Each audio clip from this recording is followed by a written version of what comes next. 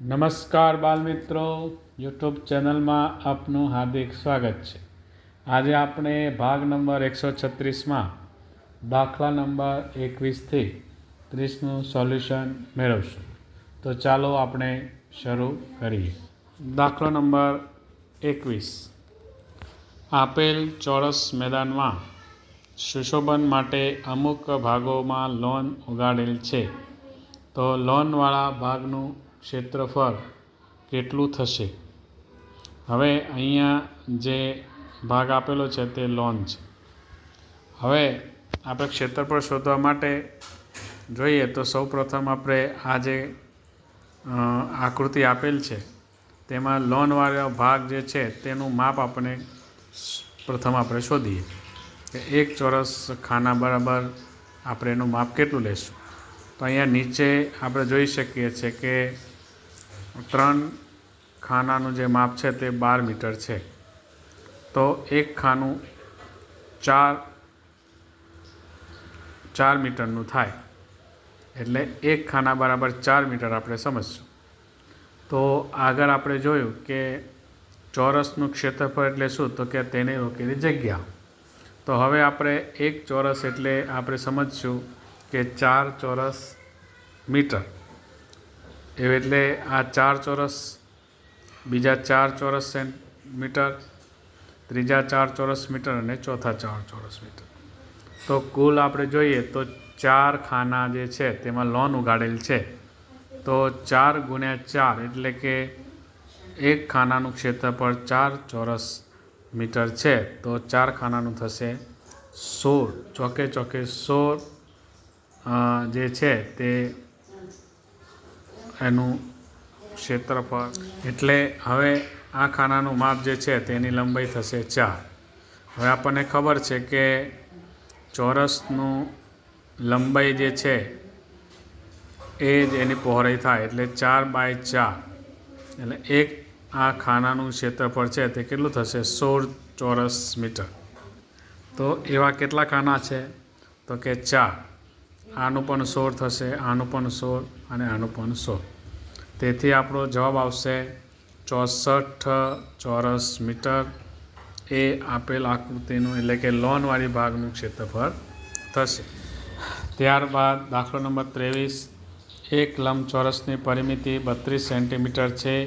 જો તેની પહોળાઈ 5 સેન્ટીમીટર હોય તો લંબચોરસનું ક્ષેત્રફળ શોધો.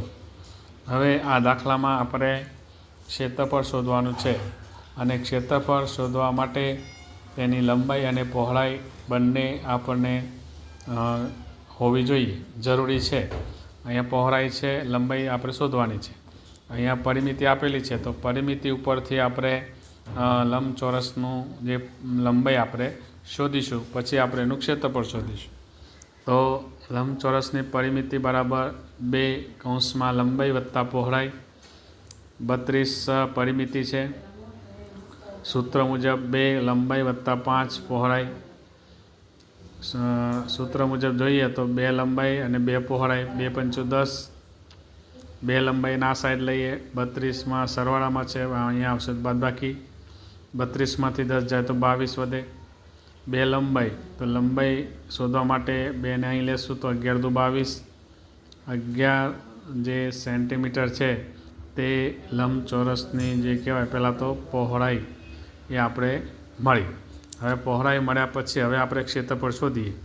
તો લંબચોરસનું ક્ષેત્રફળનું સૂત્ર થશે લંબાઈ ગુણ્યા પહોળાઈ. લંબાઈ આપણે હમણાં જોયું 5 છે, અને લંબાઈ આપણે શોધી.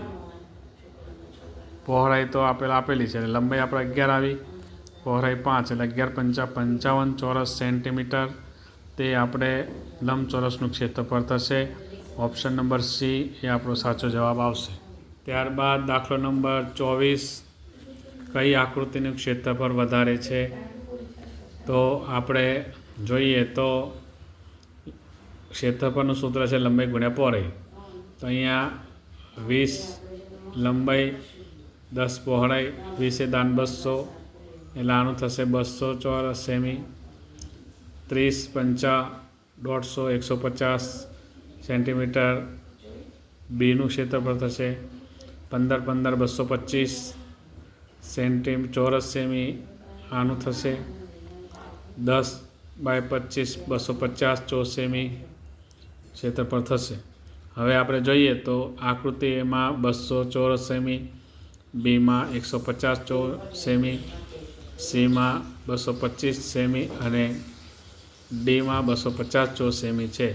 તો આપણને ખ્યાલ આવી ગયો કે આકૃતિ નંબર ડીનું ક્ષેત્રફળ એ સૌથી વધારે છે. ત્યારબાદ દાખલો નંબર 25, એક શહેરના તળાવનું ક્ષેત્રફળ દર્શાવવા માટે નીચે પૈકી કયો વિકલ્પ વધારે યોગ્ય છે? તો તળાવનું ક્ષેત્રફળ આપણે જોઈએ તો આપણે એ ક્ષેત્રફળના એકમો વિશે જાણ્યું તો ચોરસ સેન્ટીમીટર નાનો એકમ હોય તો ચોરસ સેન્ટીમીટર લઈએ આપણે, એનાથી મોટો ચોરસ મીટર આવે, એનાથી મોટો ચોરસ કિલોમીટર આવે. આ ન આવે કારણ કે ક્ષેત્રફળનો આગળ એકમ ચોરસ હોવો જરૂરી છે.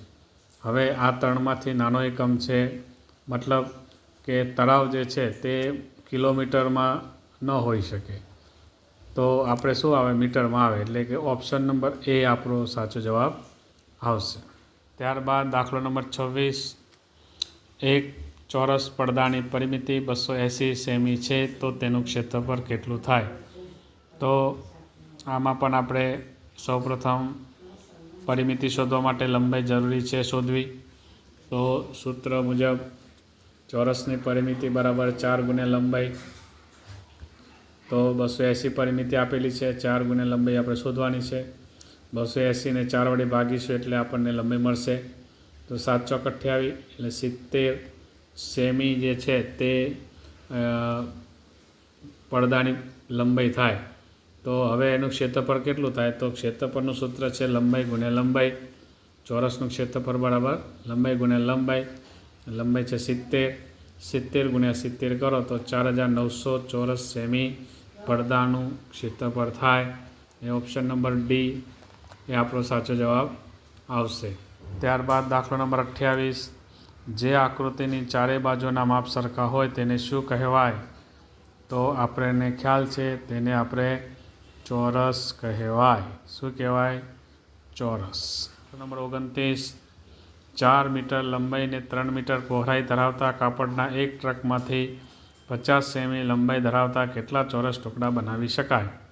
તો આ માટે સૌપ્રથમ આપણે કાપડના ટુકડાનું ક્ષેત્રફળ શોધીશું અને ત્યારબાદ જે ટુકડા કરવાના છે જે માપના તેનું પણ આપણે ક્ષેત્રફળ શોધીશું અને ત્યારબાદ કેટલા ટુકડા મળશે તે આપણને ખ્યાલ આવશે.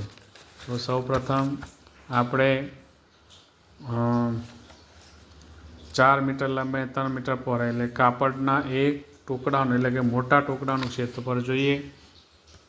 તો લંબાઈ ગુણ્યા પહોળાઈ એનું માપ છે 4 મીટર લંબાઈ અને 3 મીટર પહોળાઈ એટલે કે 4 તેરીને 12 ચોરસ મીટર જે છે તે મોટા ટુકડાનું ક્ષેત્રફળ થયું. હવે આપણે એમાંથી 50 સેન્ટીમીટરના માપના કેટલા ટુકડા થાય એ આપણે જોવાનું છે. તો આ પણ કેવો છે? જો લંબાઈ આપેલી છે એટલે ચોરસ ટુકડો જ છે, એટલે હવે નાના ચોરસ ટુકડાનું ક્ષેત્રફળ આપણે શોધીશું.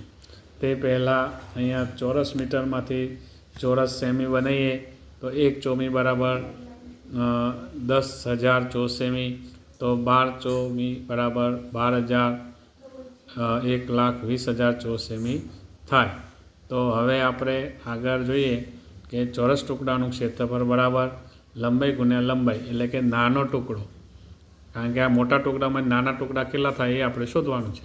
તો 50 ગુણ્યા 50 એટલે 2500 ચોરસ સેમી. આટલામાંથી એક ટુકડો બને. હવે આપણી પાસે કાપડ કેટલું છે? 1,20,000 ચોરસ સેમી કાપડ છે, કારણ કે મીટરમાંથી આપણે સેન્ટીમીટરમાં ફેરવ્યા છે અને આપણે સેન્ટીમીટરમાં જ રૂમાલ ટુકડા કાપવાના છે. હવે સૂત્ર મૂકીશું કે 2500 ચોરસ સેમીમાંથી એક ટુકડો બને તો 1,20,000 જે કહેવાય ચોરસ સેન્ટીમીટરમાંથી બનતા ટુકડા કેટલા?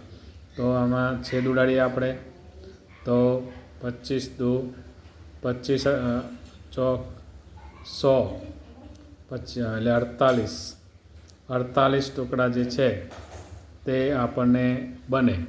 આપેલ કાપડમાંથી 48 ટુકડા બને એટલે ઓપ્શન નંબર બી આપણો સાચો જવાબ આવશે.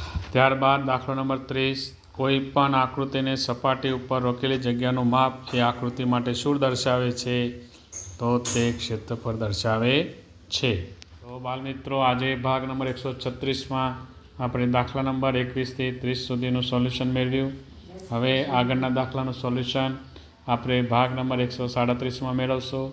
નમસ્કાર.